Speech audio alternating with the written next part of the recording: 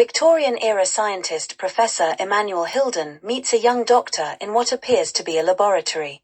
Hilden claims to need help, having discovered a form of evil that is real, a living being, and which he has unwittingly unleashed thousands of years too soon. He then recounts how his discovery was made. In a flashback, Hilden returns in 1894 from an expedition to New Guinea where he discovered an abnormally large humanoid skeleton. The skeleton is older than previously recovered specimens, but also more advanced. Hilden hopes the discovery will earn him the prestigious Richter Prize.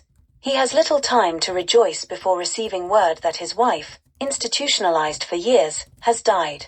Emmanuel's half-brother James runs the asylum where she was held in secret. While visiting the asylum, James tells Emmanuel that he made a psychiatric study of her and plans to publish the findings in the hope of winning the Richter Prize. James also mentions that he will no longer subsidize Emmanuel's expeditions. Returning home with a new urgency to complete his research, Emmanuel discovers that the skeleton grows flesh when exposed to water. Emmanuel reviews ancient myths of the region where the skeleton was discovered, which tell of giants who will be roused by rain. The skeleton might be the remains of one of those beings, and would not have been discovered before for millennia of erosion revealed its resting place. By that time, the science of the region's inhabitants would have grown sophisticated enough to deal with the giant's evil. Emmanuel believes that if evil can live as an organism, then it can be biologically contained and eradicated like a disease.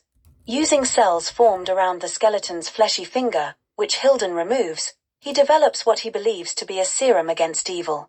Testing the serum on a monkey, Emmanuel notes positive results. Meanwhile, his daughter Penelope learns of her mother's death. Having been told for years that her mother was dead, Penelope is shocked when learning that her mother was alive and institutionalized.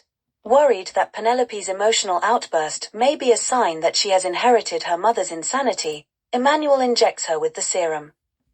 The next day, Emmanuel is shocked to see that the monkey went berserk, having gained the strength to escape from its cage and wreak havoc in the lab. Penelope also left the house and went to the city, where she assaults various men at a tavern and then, when chased by other patrons, murders another man at a warehouse.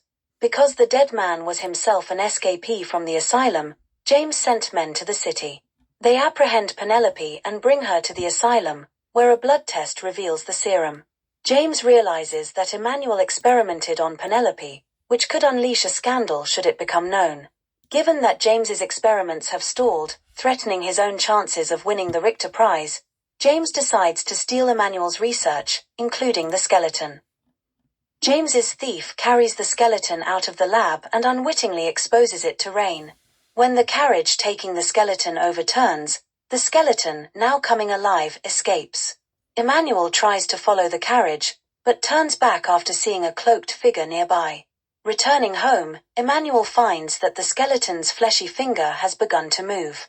Terrified, he throws it into the fire. The creature, now encased in flesh but otherwise hollow, eventually appears and removes Emmanuel's finger, but spares his life. Emmanuel finishes his account.